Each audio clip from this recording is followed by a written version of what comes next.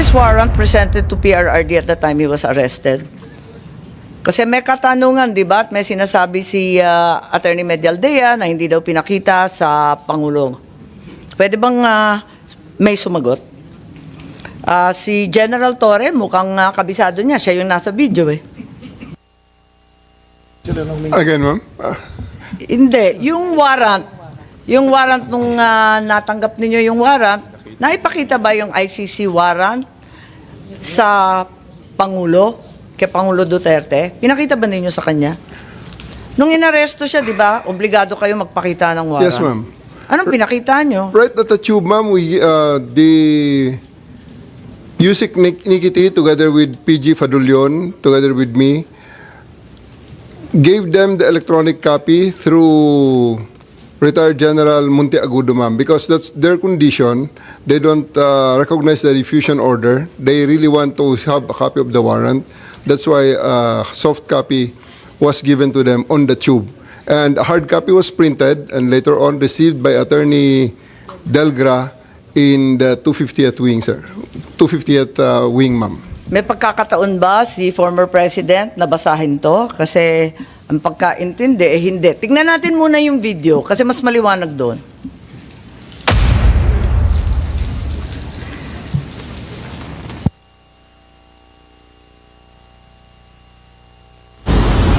Pag umaresto ka ng tao, pag inaresto ka ng pulis, pwedeng hindi dala ng pulis ang warrant mo?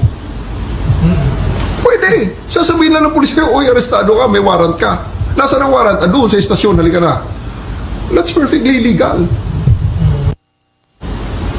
Pag umaresto ka ng tao, pag inaresto ka ng pulis, pwedeng hindi dala ng pulis. So ang sabi po ninyo, hindi naman kailangan yung warrant eh, kaya hindi ninyo pinakita. Tama po ba yun? Ma'am, that is a very, very different interview in the aftermath. But I'm talking of... Anong pinag-uusapan sa interview? And I'm talking about we have already veered on the general rules on the warrantless, on the service of the warrants. Because during the time, and up to this time, there are still a lot of people saying that I'm wrong in there, that you cannot arrest a person with a warrant that you know as a person has a warrant, yet you cannot serve it without the physical warrant. So, all the lawyers know here Diba ang that sabi, I'm right there. Kailangan ng warrant as soon as practicable. At hinihingi talaga ni former president. Di ba hinihingi niya? Hinihingi ng abogado niya, asan yung warrant? Tama, di ba hinihingi Yes, nila? ma'am. Anong pinakita nyo? We gave them the electronic copy of the warrant and it was given to them by Yusek Nikiti together with PG Fadulyon. It was received by Yung General warrant, anong klase yung Monteagudo. itsura ng warrant? ICC, Interpol? It's a ICC warrant, ma'am. ICC warrant. Yes, ma'am. That was directed to the Interpol. That was the attachment of the diffusion order. Pero ayon sa ating batas, di ba, napakaliwanag naman na yung court o judge, kinakailangan Pilipino. Hindi naman sakop noon yung Interpol, yung ICC.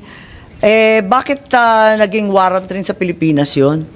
I will defer the answering to that question to the DOJ, ma'am, because I was with the DOJ during the time, and it was the DOJ... Hindi, nandun si Prosecutor Fadulyon eh. Ikaw naman Yes, ma'am. bumasa ng Miranda rights, hindi man lang yung prosecutor. Tinikoberan mo na yung papel ng DOJ, kaya sumagot ka ngayon. Ma'am, we're talking situation in the tube. Hindi, sinabi mo kasi, ang liwaliwanag, sinabi mo, hindi naman kailangan ng warrant eh. It's a different matter, ma'am. Altogether different matter. Bakit? Ilang warrant ba yan? One warrant, but different. That question on the interview is a different situation, ma'am.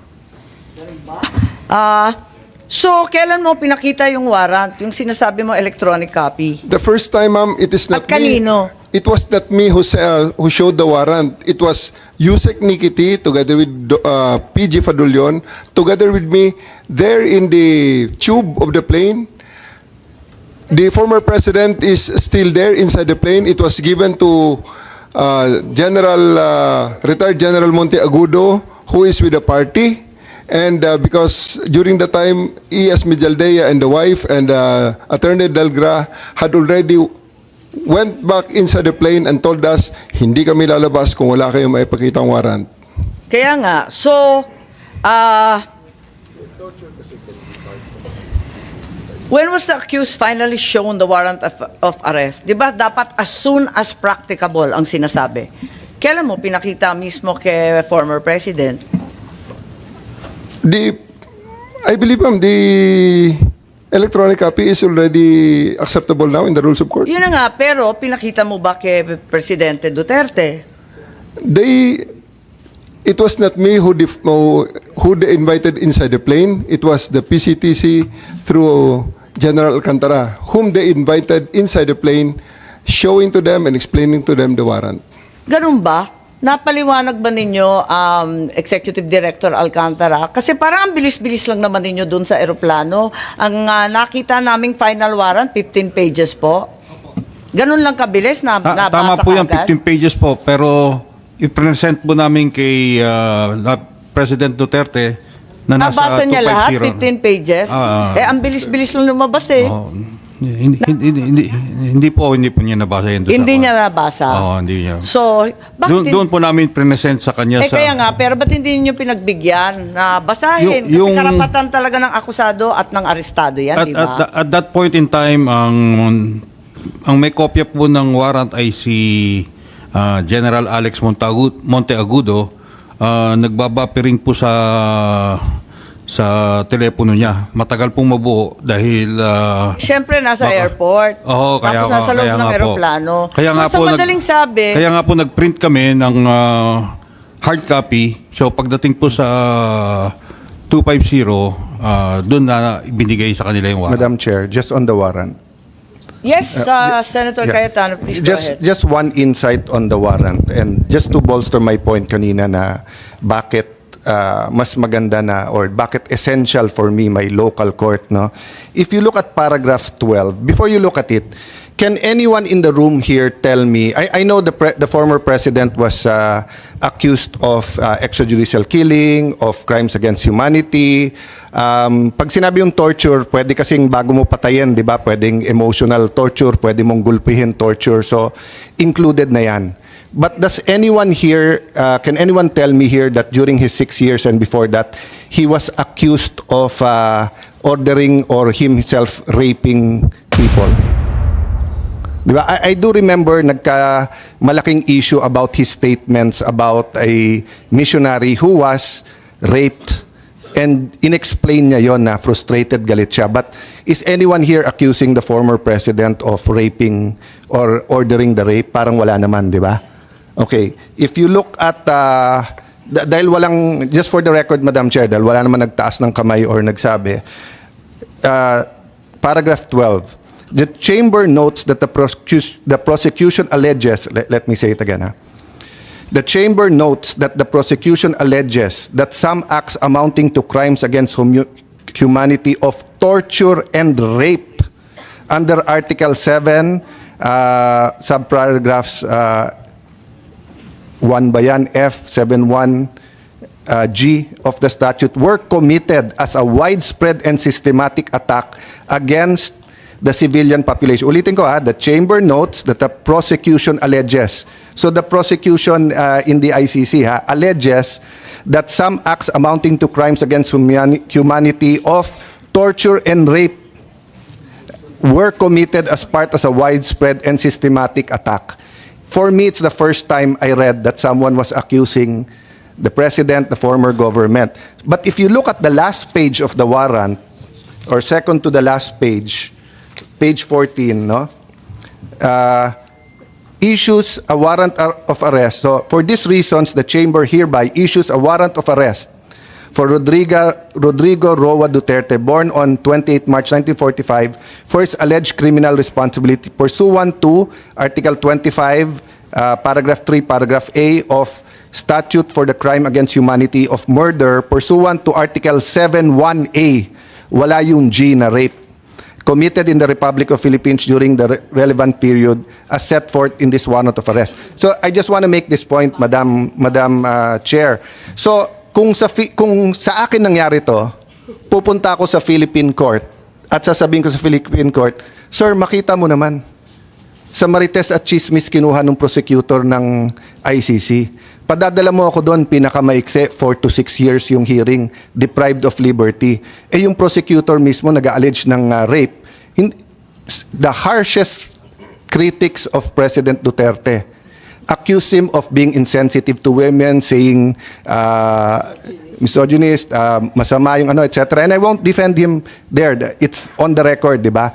And also accused him of being insensitive to a foreign national who was a missionary here who was raped. But I haven't heard na inaccuse siya ng rape or ordering rape. Ang alam ko nga, galit na galit siya pag ministreat yung mga kababaihan.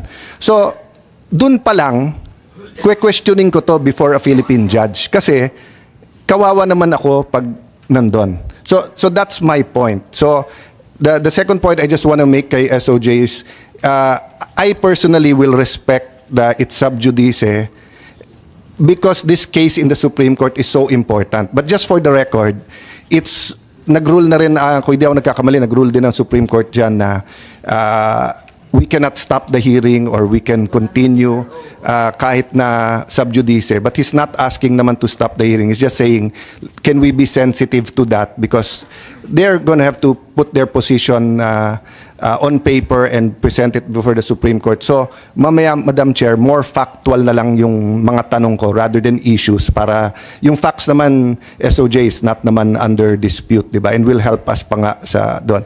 But this is just an example. And I just read this morning, pero nagulat lang ako doon na yung prosecutor pala may ganun allegation, no? Oo. Kaya nga nagkagulantaan.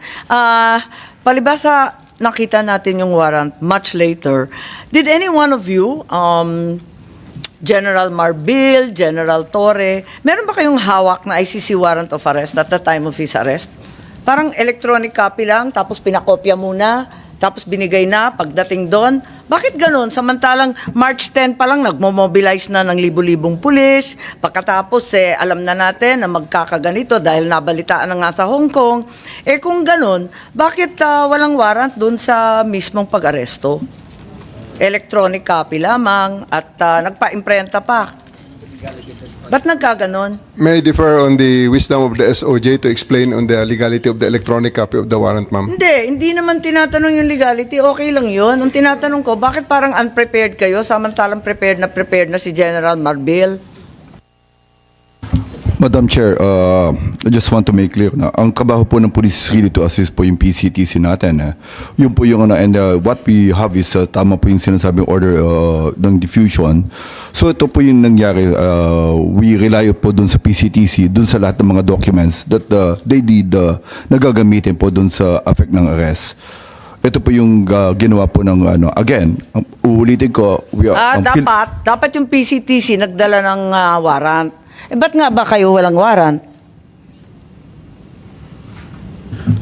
It was stated ipapadala po through diplomatic channels Naka-state po yun So, dapat diplomatic channel. Nangyari ba yon? Kung diplomatic channel yung DFA, ano ba nangyari sa warrant na yan? Sa dinami-dami ng handa ninyo, sa libo-libong pulis at sundalo na kinalampag, wala bang nag-isip na kinakailangan dalhin yung warrant?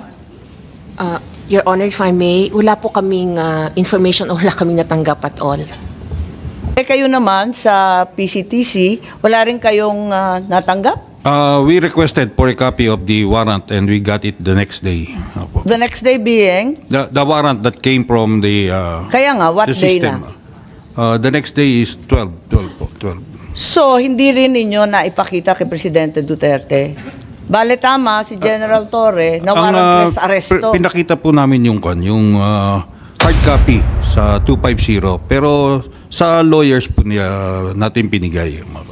Madam Chair, can I clarify? Kasi ang sinasabi din na redacted copy lang ang binigay, hindi rin kompleto, kaya hindi nila mabuo. At yun nga, nagkagulatan bakit meron pa. Can I clarify that? Sir, it was a sealed warrant, correct? Hindi. Hindi po. Electronic yung nakuha po na... No. Ano ang pinadala ng ICC? Kasi parang sa ibang news report, sabi sealed. Pag sealed kasi, hindi dadaan ng DFA yon. So yun nga ang question. What was sealed, sir, was the warrant of arrest was sealed Okay. before March 11. Yes. Tapos kanino, sir, pinadala? Sino magbubukas noon pag When they demanded a copy of the warrant, we relied on our fail-safe mechanism. We have a fail-safe mechanism to make sure that the documents are secure in our possession. So it's the DOJ that produced the warrant. Hindi sa may bias ako sa DFA, but I've worked with these people. Kasi pag sealed, I don't, may option na hindi padaanin sa kanila. At kahit pinadaan sa kanila, I don't think they have the authority to open it. Diba? Yes, but we had to use our fail-safe because the PCTC could not produce the warrant, so we had to use our fail-safe. But once naman it's opened by the proper authority who's allowed to open it, 'di ba, to unseal it, then syempre Philippine law na. Ipapakita mo talaga dun sa na. Yes, we showed it to the president and to his lawyers. Teka, mapapaliwanag lang ako. Tell me candidly, at the time you apprehended PRRD, nung inaresto si former president, yung ICC warrant, nasa inyo na ba, General Torre? Yung totoo. Kasi you're under oath, alalahanin Yes, ko. ma'am. It is with us. It was already with you. Yes, ma'am. Electronic. Yes, ma'am. Electronic. Wala Yes, kayong ma'am. official copy? Electronic O walang copy, ma'am, hard given copy?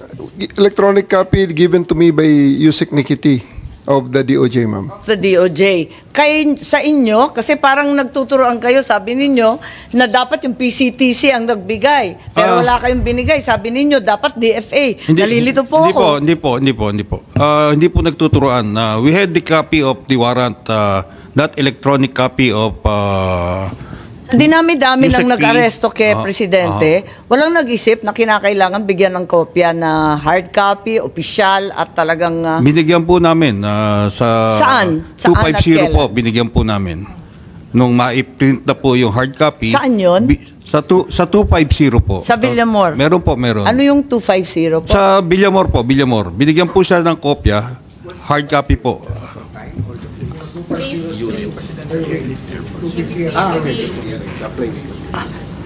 So, nandun. Anong oras? About shortly before 12 po. Around 12, around noon at that time po. Noon. Noon time? Naibigay ng noon time? Opo. Pero anong oras ba hiningi? Di ba napakaaga pa noon? Humihingi po sila from the tube. Starting from the tube, humihingi na po Anong sila. oras yun nung hihingi sila? When they arrive po, it's about 10 o'clock. 10 o'clock. Or at, So, 2 oras makalipas bago ninyo naibigay? Ma'am, just to be clear. Yes. Just to be clear. General Torre, maybe you can explain the process of serving the electronic copy, which constitutes a legal form of serving the warrant. Yes, ma'am. After they disembarked, as I have learned from General Torre, they asked that it be postponed, that they be brought first to, ano ba nangyari doon, General, pagkatapos doon?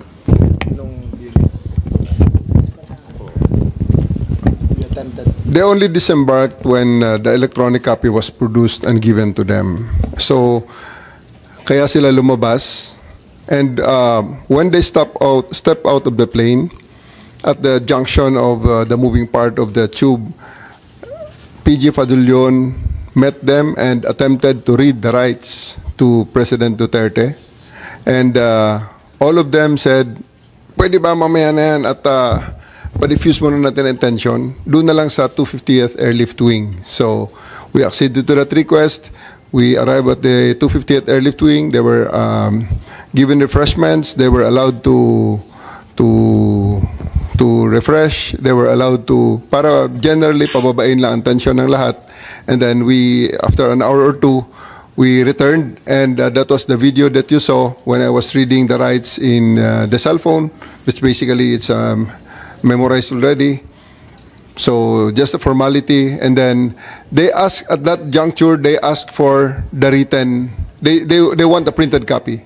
So I went out of the room, stepped out of the room, printed it, and gave it to them. Okay, yung printed copy, may allegation na redacted copy daw to. Hindi daw kumpleto, hindi daw buo. Parang simplified lang or pinaiklian. Tama ba? O buong-buo? Buo-buo yun, ma'am. It was Ilang pahina? 15 pages. Yung 15 pages na kumakalat ngayon, Yes, yun na yun. So Yes, yun ma'am. din ang naibigay doon sa Villamor. Yes, ma'am. That was properly received by Attorney Delgra in assigned So Attorney receiving copy. Delgra. Yes, ma'am. Pero nakita ko sa ating video na iba ang pangyayari tungkol sa abogado. Pwede bang panoorin natin?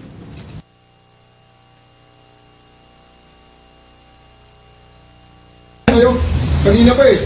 Hindi naman lahat, ilan ang hinuli ngayong araw na to, sir? Sa iba-ibang mga krimen. Ilan ang binigyan ng ganitong... Kasi nandito kayo lahat eh. Nag-iisang tao. Ilan ang binigyan ng Nag-iisang tao. Dami krimen sa labas. Nandito kayo. Sir, hindi kami Sir, humingi ng please pabor. naman. Just invoke Article 59. Bakit hindi yan magawa-gawa? Attorney, you will be That's referred- precisely the point that I'm saying. Ano yung laman yan? Kung kayo mag-ano, kayo, please lang, bawal hawakan. Attorney, you will be removed. Bawal hawakan! Bawal hawakan. Tumayo ko na lang.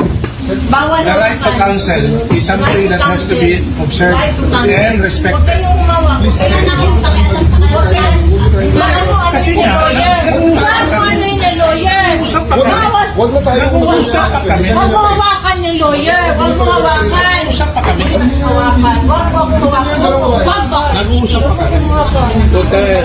Attorney, please Huwag mo naman. hawakan. Is this what you want? Is this what you want, Mr. President? Huwag mo hawakan. Time lang eh. Time. Kayo mga Huwag mo hawakan yung nanay ko! Tangina mo! Hindi, sandali. Kayo mga sundalo, tanungin ko kayo, anong kasalanan ko? Okay, dito sa video nakikita na si General Torre hinihila yung abogado. Standard procedure po ba ito ng Madam Chair? PNP?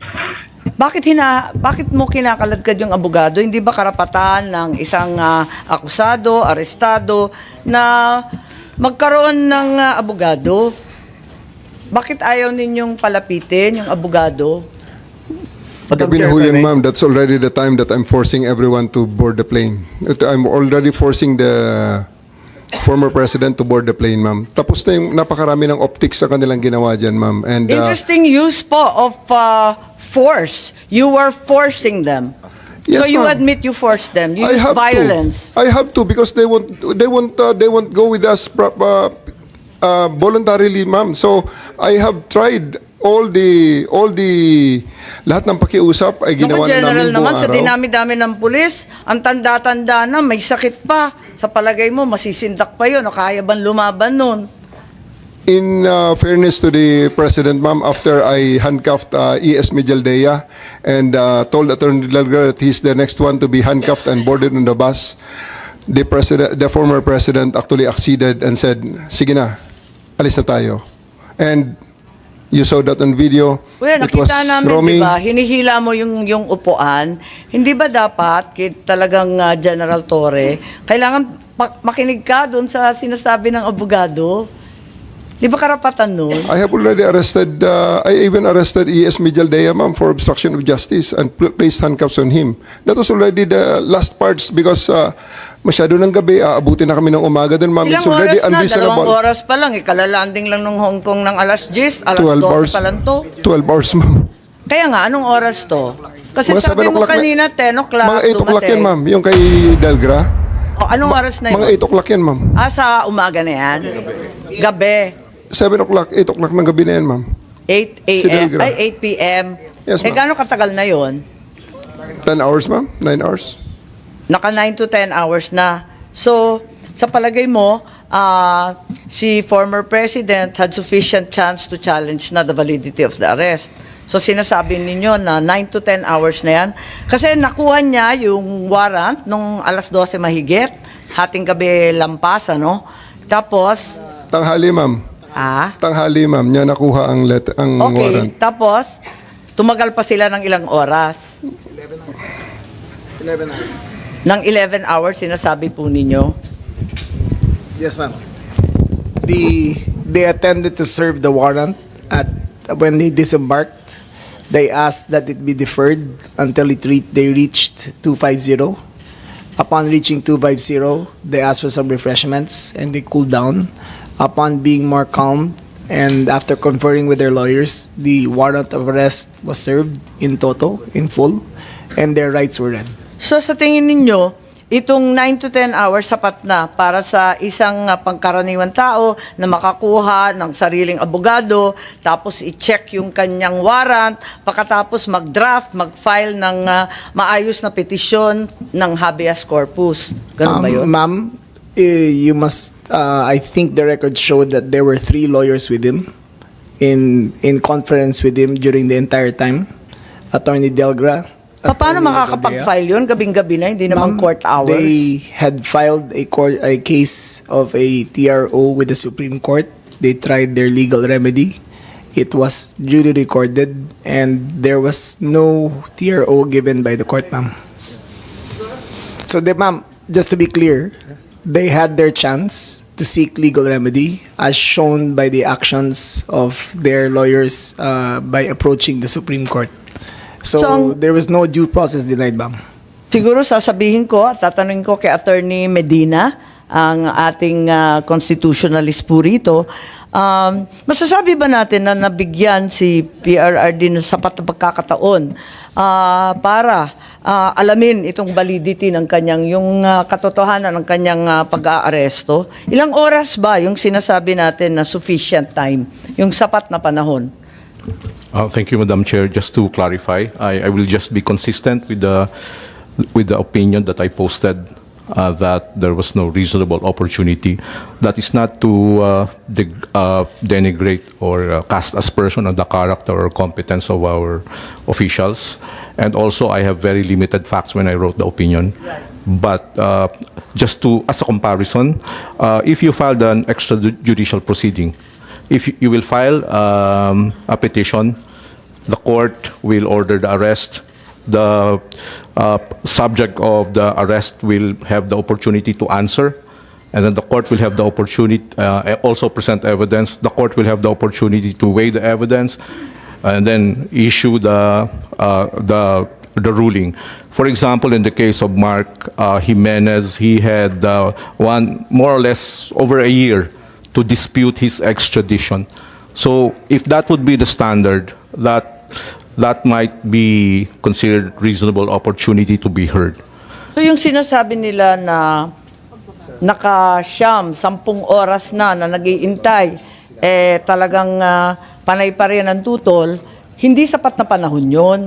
Kasi magpipila ka pa ng kaso, magdadraft ka pa ng petition, dadalhin mo pa. Hindi po ba? So hindi pa rin sapat kahit sabihin natin matagal sila nandun sa airport? I will just be consistent with what I wrote, Your Honor. My initial view was yes, 6 hours, office hours, or less, 5 hours, to seek relief from the courts may not be characterized as reasonable opportunity to be heard. Of course, that is disputable. That's just my personal opinion with limited facts. I'm sure the officers concerned have good reasons, and that can easily be disputed in court. Thank you. Yes, para sa amin medyo mabigat nga yung 4-5 oras na bukas ang korte, no? Kasi hindi naman pwede yung hating gabi at hindi naman bukas pa. Talagang alam natin itong mga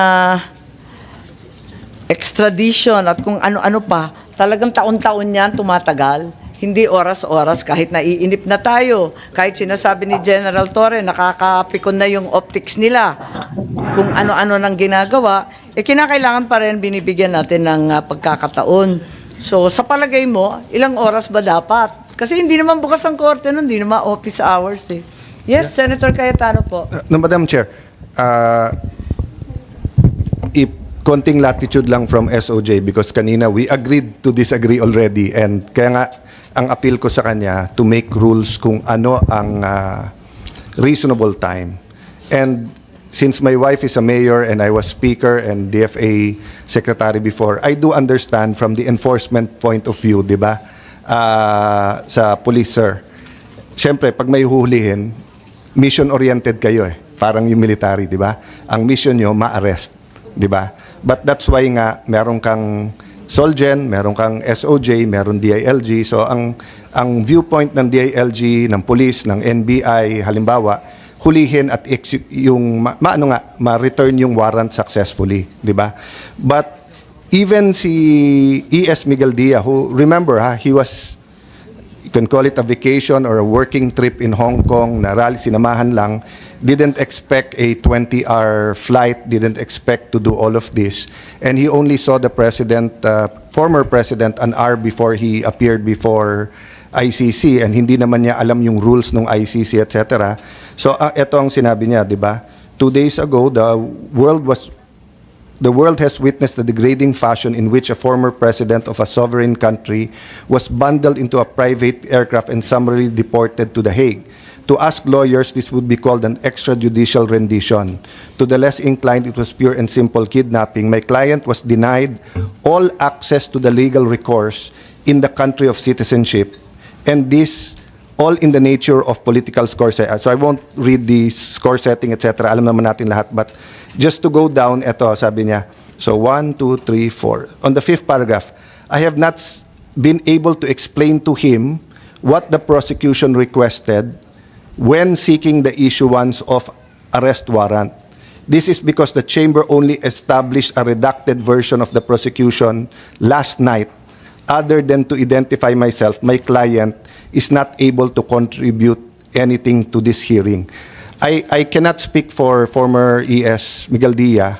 Ang impression lang, at least sa internet at sa amin, I talked to him. He's the only one I talked to. I haven't talked to the Vice President since 2018 or 2019.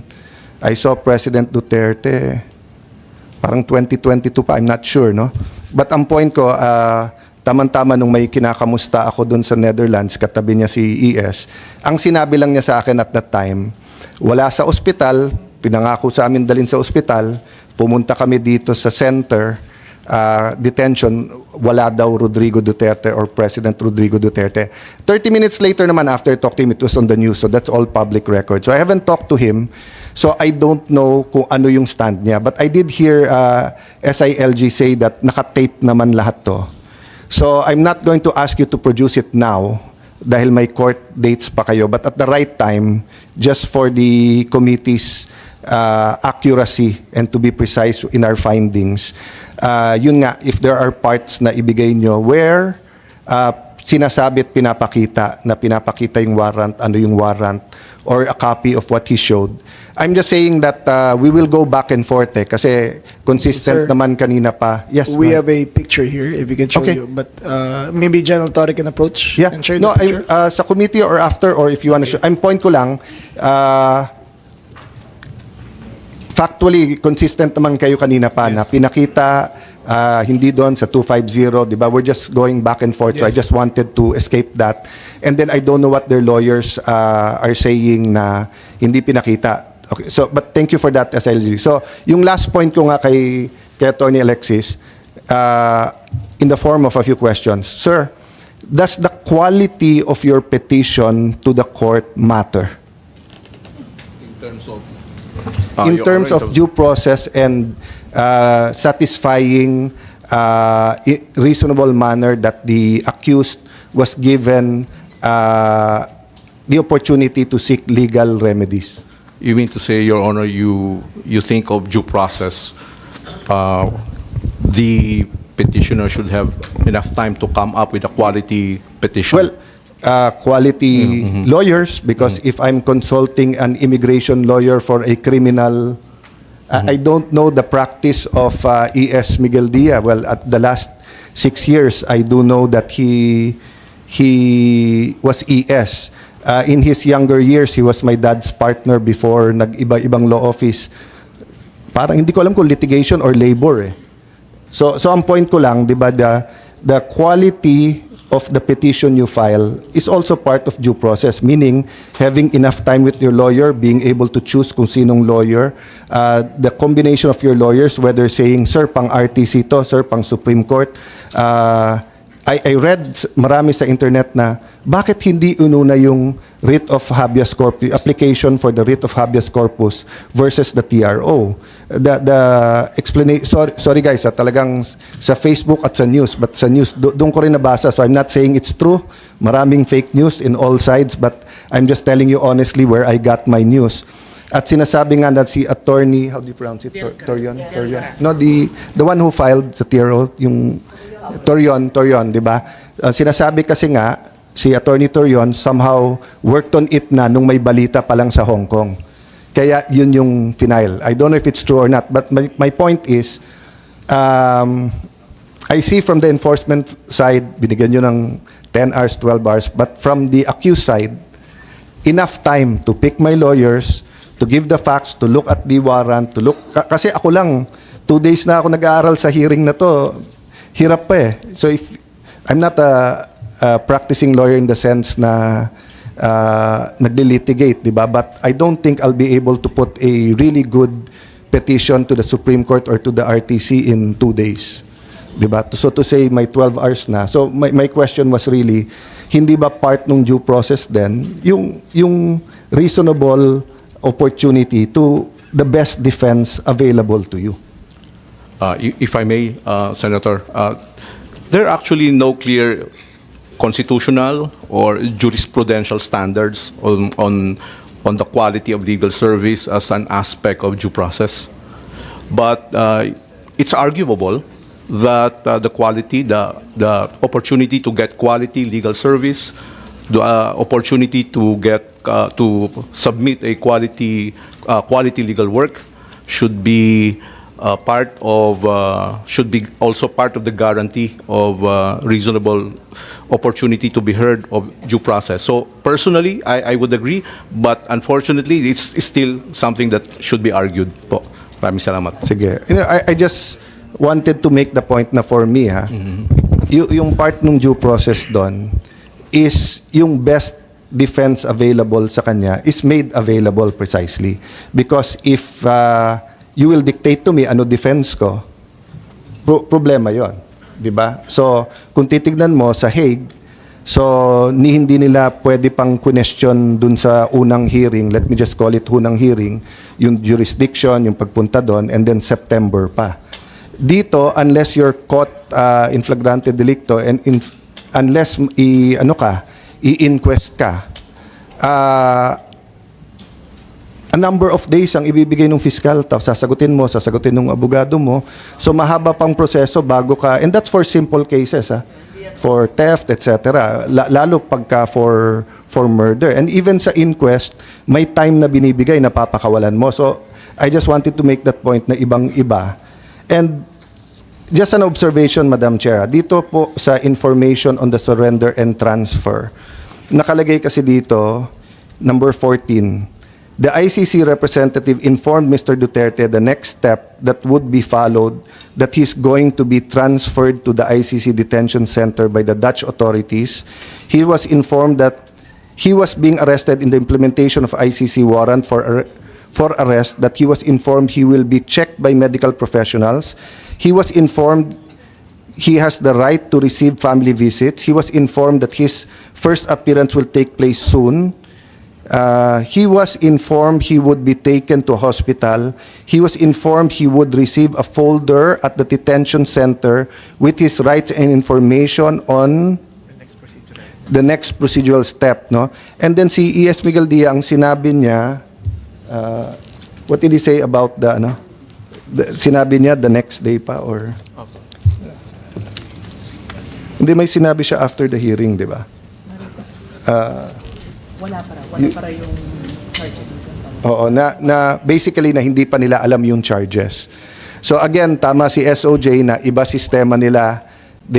For all we know, they were following their system. But that's my point nga. Iba sistema nila sa atin. And we subjected not only an ordinary Filipino citizen, but a former president to that. So parang on trial din tayo doon. So, I'll defer back to you, Madam Chair, but later I have some questions on fact. Yes, sa news footage, naipakita rin na si former president was checked by medical doctors. Kaya lang, ang sabi, hindi naman doktor ni presidente yon. Is it not under the PNP standard operating procedures na yung arestado may karapatan humingi ng doktor ng kanilang sariling doktor, yung independent and competent doctor of their own choice, ang sabi sa inyong standard operation procedure noong 2012, di ba itong kinikilala ng kapulisan natin? Ma'am, He has doctors who came over, and I believe they are from Cardinal Santos. We offered also the services of the PNP doctors, and we also offered the services of the post-hospital doctors there on the Philippine Air Force. Hindi, pero ang mahalaga, yung doktor na talagang doktor niya. Yes, ma'am. They came from the Cardinal Santos. Is their doctors. What they are actually asking, they even asked for ECG, and the ECG came. That was very, very different from the ordinary Filipinos. And they're asking for, I think, executive checkup. That's one thing that we did not accede to. Ang sinasabi Madam Chair, ninyo, if I may. po? Yes, Senator Jinggoy. So, walang katotohanan doon sa sinasabi na hindi ninyo pinagbigyan yung sarili niyang doktor? No, ma'am. Not true, ma'am. Okay. They requested the doctor. The doctors arrived. He was given an ECG.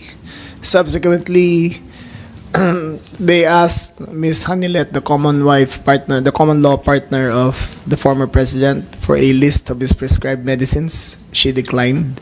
We asked a rundown of his pre-existing medical conditions. She declined. We asked what allergies he had. She declined. We asked that she board the flight with him going to The Hague. She declined. So all those rights accorded to him were given, and the doctor was given, and we tried to extract as much information as possible, but they all declined.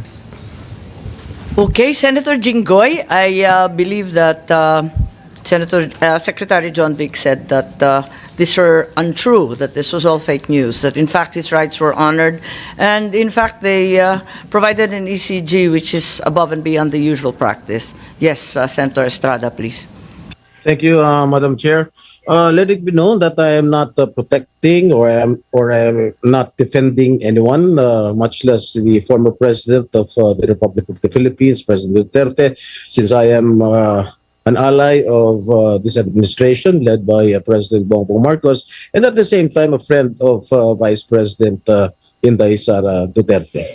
Now, since you've been asking questions addressed to Gerald Torre, may I ask Gerald Torre, how did you think did you handle the arrest of former President Duterte properly? Yes, sir. I do, sir. It's proper. It was proper. But when I saw the video, it was really, for me as a citizen of this country, it was really unbelievable. It was a very, very big disappointment. Because I can relate, General. Because when we were arrested way back 2001, together with my father, the same thing happened. All right, we were in the wee hours of the morning. We were the policemen barged in our hospital room at the Veterans Memorial Hospital. They were arresting us. They wanted us to be transferred to another detention cell because after the May 1 siege, at ano sabi ng mga police? Kalad ka rin na yan mga yan pag ayaw sumama. At the same time, when I saw the video, parang nag-flashback sa akin yung ginawa ng mga kapulisan ng araw sa amin. At ang sabi mo, hihilahin ko yan. Is that what you said, Gerald Torre? Sir, it's already all optics and tactics already because it's already. No, I am asking you, did you say that? Hihilahin ko. Yes, sir. And I actually made good of it, sir. No. What prompted you to say that? Sir, I made good of it, sir. Sabi ko, sir, hihilain ko yan. And I went back to AS Medialdea, handcuff him. Bakit mga sinasabi? You know, your statements based on the video may reflect the PNP as an institution. Baka sabihin lahat ng ating mga kababayan, ganyan pala yung mga pulis. Masyadong wala man lang respeto sa matanda, sa isang dating pangulo. Ganon din ang ginawa sa amin eh. Can you justify why you said that hihilahin ko yan? Nakita ko si dating Pangulong Duterte, di naman lumalaban. What prompted you to say that? Mr. Senator, respectfully, the threat of hihilahin ko na yan was not towards the president, the former president. It was ensued after a heated argument between his counsel and General Torre. In no way was the former president threatened with bodily harm? Yes, Who was addressing the sinasabihan ni General Torre? Was it the lawyer or was it the former President Duterte? Lawyer, sir,